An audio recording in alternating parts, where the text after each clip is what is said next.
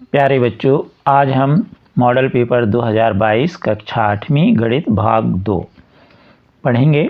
यहाँ पर हम जो वस्तुनिष्ठ ले रहे हैं उसमें हम रिक्त स्थान वाले ले रहे हैं, जिससे कि आपका वीडियो ज़्यादा बड़ा ना बने। अब हम देखें पहला प्रश्न, रिक्त स्थान भरिए ए।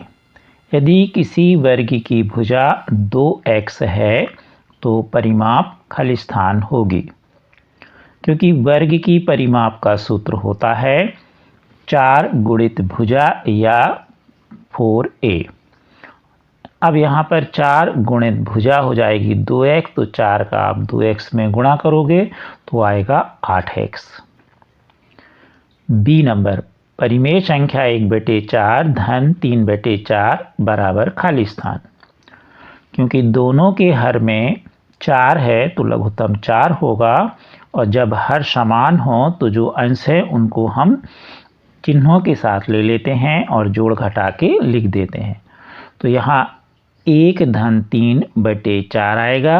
1 धन 3/4 यानी 4/4, तो 4 से 4 कट जाएगा तो 1। सी, यदि किसी सम चतुर्भुज का प्रत्येक कोण 90 अंश है तो वह खाली स्थान होगा, उसे हम वर्ग कहते हैं। यदि किसी समांतर चतुर्भुज के सभी भुजाएं बराबर हैं तो वह समचतुर्भुज कहलाता है, और सभी कोण 90 के हों तो वही क्या कहलाने लगता है, वर्ग। इसी तरह यदि किसी समांतर चतुर्भुज का प्रत्येक कोण 90 अंश का है तो वह आयत कहलाता है, और यदि आयत की सभी भुजाएं बराबर हैं तो वह वर्ग कहलाता है। डी, ए और बी के बीच की परिमेय संख्या। जो भी दो आपको संख्याएं, परिमेय संख्याएं दी गई हैं, उनके बीच में परिमेय संख्या निकालना हो तो उन दोनों को जोड़ लीजिए और 2 का भाग कर दीजिए। यहाँ ए और बी अज्ञात हैं तो इसका उत्तर होगा a धन b/2। ई, t/5 बराबर 10, तो t बराबर खाली स्थान। t के बटे में 5 है हर में, इसलिए यदि हम 5 का पक्षांतर करेंगे तो यह गुणा में चला जाएगा, तो t बराबर 10 गुणे 5 यानी 50। प्रश्न दूसरा, ऋण 5/6 और 7/8 के बीच 3 परिमेय संख्याएं निकालिए। किन्हीं भी 2 परिमेय संख्याओं के बीच अनंत परिमेय संख्याएं होती हैं, इसलिए ऐसे प्रश्न को हल करते समय यदि आप 2-3 मित्र हल कर रहे हो तो जरूरी नहीं कि सबके उत्तर एक से हों, क्योंकि अनंत परिमेय संख्याएं हैं, उनमें से कोई 3 आपने ले ली और कोई 3 दूसरे ने ले ली। तो जब भी कोई 2 परिमेय संख्याओं के बीच हमें परिमेय संख्या निकालनी है तो सबसे पहले उनके हर समान कर लेते हैं। यदि है तो कोई बात नहीं, और नहीं है तो कर लीजिए। तो सबसे पहले ऋण 5/6 और 7/8 में हर 6 और 8 का लघुत्तम लेंगे। हमने यहाँ रफ में लिया तो आपको मिला 2 गुणे 2 गुणे 2 गुणे 3 यानी 24। तो अब हम ऋण 5/6 की तुल्य भिन्न निकालेंगे जिसका हर 24 होगा। तो ऋण 5/6, अब हमें इसे 24 बनाना है तो कितने का गुणा करेंगे, हर में 4 का। हर में 4 का गुणा किया तो अंश में भी 4 का गुणा कर दीजिए, तो हो गया ऋण 20/24। किसकी तुल्य भिन्न हो गई है, ऋण 5/6 की तुल्य भिन्न या तुल्य परिमेय संख्या। 7/8, अब यहाँ पर 7/8 में हर 8 को 24 बनाना है तो कितने का गुणा करेंगे हम, 3 का। तो हर में 3 का गुणा किया तो अंश में भी 3 का कर दीजिए, तो 21/24। तो ये इसकी तुल्य परिमेय संख्या निकल आई। अब एक ऋणात्मक है और एक धनात्मक, तो ऋणात्मक में आप शुरू कीजिए। ऋण 20/24 से बड़ी तो होगी ऋण 19/24, ऋण 18/24, ऋण 17/24, 3 आ गई। और निकालना हो तो ऋण 16/24, ऋण 15/24, ऋण 14/24, ऐसे निकालते जाइए तो आपको कहाँ तक मिलेंगी, 20/24 तक। इसके अलावा भी हमने इसके कुछ वीडियो आपको डाले हैं परिमेय संख्याओं के, उन्हें भी आप देख लीजिए तो परिमेय संख्या का अध्याय आपका बिल्कुल स्पष्ट हो जाएगा। प्रश्न तीसरा, हल कीजिए। 15/4 ऋण 7x बराबर 9। यहाँ पर हमें x का मान निकालना है तो 15/4 का हम पक्षांतर कर देंगे तो धन का ऋण में चला जाएगा। ऋण 7x बराबर 9 ऋण 15/4। अब इसमें यदि एक परिमेय संख्या के बटे में कुछ ना हो अर्थात 1 हो और एक के में दूसरी कोई एक को छोड़कर हो तो सीधा सीधा आप इसमें गुणा कर दीजिए, लघुत्तम ना लेकर के। आपको जिस तरीके से करना हो तो 4 का 9 में गुणा तो 36 ऋण 15/4। अब ऋण 7x बराबर, अब यहाँ हल करोगे तो आपको मिला 21/4। अब x का मान निकालना है तो ऋण 7 का हम पक्षांतर करेंगे। ध्यान रहे ऋण 7 का x में गुणा है तो ऋण 7 हर में या बटे में चला जाएगा। तो x बराबर 21/4 और हर में गुणा में ऋण 7 होगा। काट दीजिए तो आपको मिला ऋण 3/4। यदि अंश में धन है और हर में ऋण है तो अंश में ऋण आएगा। हमेशा जो ऋण का चिन्ह है वह अंश में आएगा। प्रश्न चौथा, दो संख्याओं का योग 95 है। एक संख्या दूसरी से 15 अधिक है। दोनों संख्याएं ज्ञात कीजिए। अब मान लें हम कि एक संख्या x है। अब प्रश्न में वो कह रहे दूसरी उससे कितनी अधिक है, 15। तब प्रश्न अनुसार दूसरी संख्या x धन 15 होगी।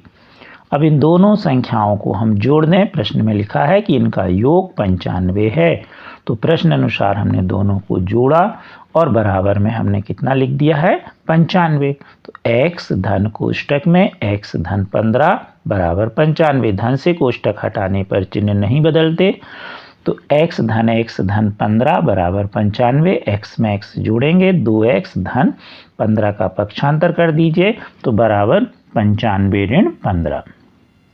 तो 2x बराबर 80 तो x बराबर 80/2 यानी 40। अब पहली संख्या x मानी तो x बराबर 40। दूसरी मानी थी x धन 15 यानी 40 धन 15 बराबर 55। तो 40 और 55 हमारा उत्तर आ गया। अब इनको जोड़ के भी देख लीजिए तो जोड़ने पर आपको 40 और 55 का जोड़ 95 मिल रहा है। इसका मतलब आपका उत्तर सही है।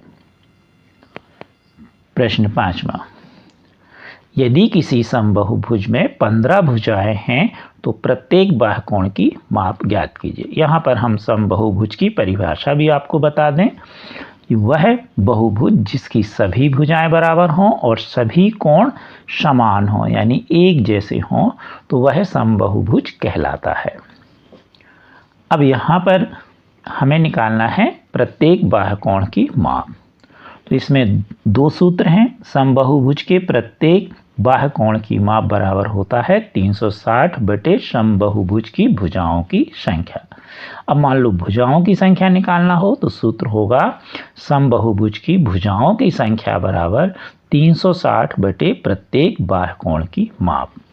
तो इसमें दो सवाल बनते हैं, या तो भुजाएं निकालने आएगा या बाह्यकोण।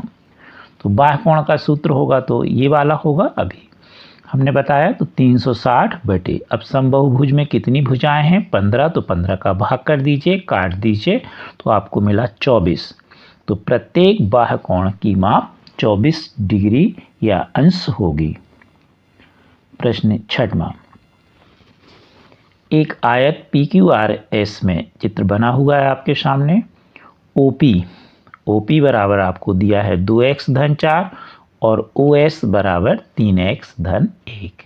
तो x का मान ज्ञात कीजिए। अब यह आयत है तो आयत के इसमें गुण लगेंगे। आयत के पहला गुण है कि आयत के विकर्ण बराबर होते हैं, यानी जो आपका PQ है वह QS के, जो PR है वह QS के बराबर होगा। दूसरा, आयत के विकर्ण एक दूसरे को समद्विभाजित करते हैं तो जो OP है वह OS के बराबर भी होगा, क्योंकि PR बराबर QS तो OP बराबर OS। तो इसमें दो इसकी प्रॉपर्टी लगी, आयत के विकर्ण बराबर होते हैं और एक दूसरे को समद्विभाजित करते हैं। अब हम OP का मान रख देंगे, तो OP का मान हमारे पास है 2x धन 4 और OS का मान है 3x धन 1। तो बराबर में लिख देंगे। अब समीकरण बन गया, हल कर देंगे पक्षांतर करते हुए। तो 3x का हम बाएं पक्ष में और धन 4 का हम दाहिने पक्ष में। तो 2x ऋण 3x बराबर 1 ऋण 4। तो ऋण x बराबर ऋण 3, या अब दोनों तरफ ऋण है तो वास्तव में ऋण का ऋण में गुणा होता है तो धन हो जाता है। तो x बराबर 3। 7वां प्रश्न, एक सिक्के को एक बार उछालने पर चित आने की प्रायिकता क्या होगी। यहाँ पर जो हम प्रायिकता का आपको सवाल समझा रहे हैं, अच्छे से समझिए। यह आपको 9वीं में भी काम आएगा और 10वीं में भी यह विधि आपको काम आएगी। सबसे पहले हम देखें, एक सिक्के को अगर हम उछालें तो उसमें चित्त या पट्ट आएगा। तो इसलिए प्रयोग के कुल परिणाम S हम इसको दर्शाएंगे। तो S बराबर H या T, चित्त या पट्ट। अब मान लीजिए कि हम 2 सिक्के उछालते, तो इसमें 2 है तो उसमें 4 परिणाम होंगे, 2 गुणे 2। क्यों? या तो दोनों सिक्के चित्त होंगे, या दोनों पट्ट होंगे, या पहला चित्र दूसरा पट्ट, या पहला पट्ट दूसरा चित्त। तो पहले में कुल परिणाम कितने हुए 2, तो दूसरे में 2 सिक्के उछालने पर 4 और 3 सिक्के उछालने पर 8। तो ऐसे हम 2 गुणे 2 गुणे लेते जाते हैं। लेकिन आपके लिए अभी एक ही सिक्के पे चर्चा हो रही है, आगे की कक्षा में 2 सिक्के और 3 सिक्के पर हो सकता है सवाल। तो एक सिक्के उछालने पर आपको कितनी परिणाम प्रयोग के मिल रहे हैं, या तो चित्त या पट्ट। तो S बराबर HT। अब परिणामों की संख्या तो कितनी हो गई, इनको गिन लो, 1 2। तो प्रयोग के परिणामों की कुल संख्या जिसे हम NS के रूप में लिखेंगे। तो NS बराबर 2। ये 2 कहाँ से आया, तो इनको गिन लीजिए, 1 2। अब एक सिक्का उछालोगे तो चित्त कितनी बार आएगा, अधिक से अधिक 1 बार। तो A बराबर H।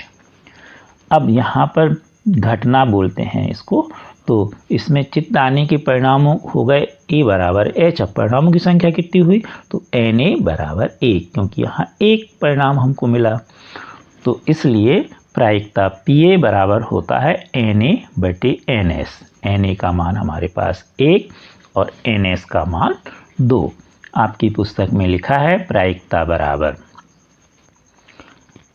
घटना बनाने के परिणामों की संख्या बटे प्रयोग के परिणामों की कुल संख्या। यह सूत्र लिखा है, इसको हमने आपको व्यवस्थित करके बता दिया। ध्यान रहे, यदि चित्त की जगह पट्ट आए तो भी इसका उत्तर यही होगा। पहला तो ये ज्यों का त्यों रहेगा आपका यहाँ तक।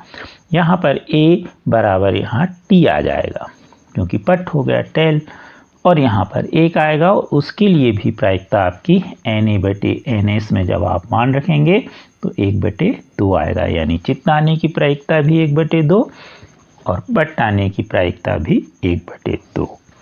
यहाँ पर हम आपको बता दें, प्रायिकता का मान 0 और 1 के बीच होता है। वास्तविक घटना की प्रायिकता 1 होती है और असत्य घटना की प्रायिकता 0 होती है। अब देखें हम प्रश्न 8वां। एक पासे, पासे को हम डाइस भी कहते हैं, फेंका जाए तो अभाज्य संख्या आने की प्रायिकता क्या होगी। हम ऊपर वाले सवाल के अनुसार इसको जमाएं। एक पासे को हम फेंकें तो उसमें कुल कितने परिणाम होंगे। तो अब आप पासा जानते हैं कि उसमें, अगर आप पासा नहीं जानते तो सांप सीढ़ी की गोटी देखी होगी, तो उसमें 1 2 3 4 5 6 लिखे रहते हैं। तो जब एक बार आप उछालोगे तो उसमें से कोई एक अंक आएगा। तो S बराबर क्या हुआ, 1 2 3 4 5 6। अब परिणामों की संख्या तो कितने हैं, ये 6 परिणामों की संख्या है, इसलिए NS बराबर 6। ध्यान रहे, एक पासा को उछालने पर परिणाम, कुल परिणाम कितने होंगे, 6। 2 पासे उछालने पर, अभी हमने आपको सिक्के में बताया, तो 2 पासे को उछालने पर 6 गुणे 6 यानी 36। यहाँ पर S का मान 36 आएगा जब आगे की कक्षा में पढ़ोगे। और मान लो 3 पासे हों तो 6 गुणे 6 गुणे 6 यानी 6 का घन। अब देखें हम तो कुल परिणामों की संख्या ns बराबर 6 हो गई। अब अभाज्य संख्या, तो आप जानते हैं 1 2 3 4 5 6 में अभाज्य संख्या 2 और 3 है, ध्यान रहे 1 नहीं है। तो इसमें अभाज्य संख्या जिसे हम घटना कहेंगे, क्योंकि ये प्रश्न में लिखा है, तो घटना क्या होगी इसमें 2 या 3। तो a बराबर 2 या 3, इसको समुच्चय का निशान भी कहते हैं, लेकिन आप केवल इस तरह का मध्य कोष्ठक पढ़िएगा। अब इसमें कितने परिणाम हो गए, तो 1 2, तो घटना के परिणामों की संख्या n बराबर हो गई 2। ध्यान रहे यदि सवाल इसमें बहुत सारे सवाल बनते, जैसे वो कहें विषम, तो विषम कौन होंगे 1 3 5, तो यहाँ पर 1 3 5 आएगा और na बराबर यहाँ 3 आएगा। यहाँ तक सवाल 1 5 के लिए सेम रहेगा। तो ऐसे 5 के बहुत सारे सवाल हैं, आप सभी सवाल इसी विधि से करिएगा।